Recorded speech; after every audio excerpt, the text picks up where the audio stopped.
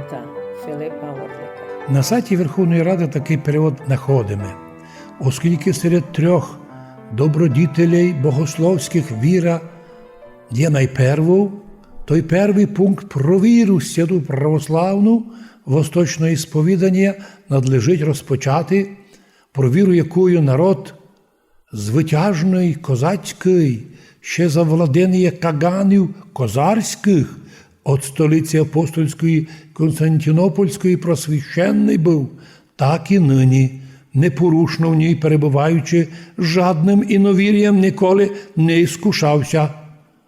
Не є таємницею, що славної пам'яті гетьмана Богдана Хмельницького з військом Запорозьким повстав народ, почав праведну війну проти Речі Посполитої Польської за права та вольності військові, але насамперед за віру святу православну, яка разними тягарами влади польської була насилована, і була вона насилована ще навіть до унії з Костелом Римським. А після іскоренення іновір'я з отчизни нашої з військом Запорозьким народом малоросійським, добровольно подався і перейшов під защиту Московської держави з єдиною метою лише ради єдиновір'я православного. Конець цитати. Так що тут маємо?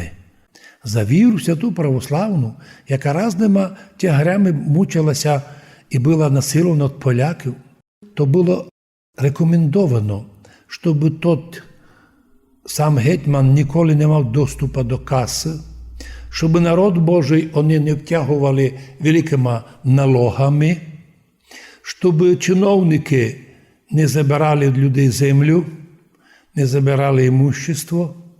Що там тільки знайдемо, що цю Конституцію мали нинішні чиновники запрятати на 3 метри у землю, бо то, що вони творять із народом, і земля ся продає, і маєтки ся забирають, і квартири забираються за ті довги.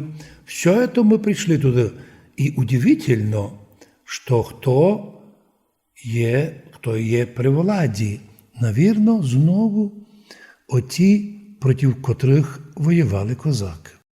Як поляки мучили малоросів, українців. А не би стоїло про то говорити, бо дуже важливо нам знати, що ми творимо європейську державу, а Польща наша сусідка. І буде способна ли вона нам бути на помочі і на будущі роки.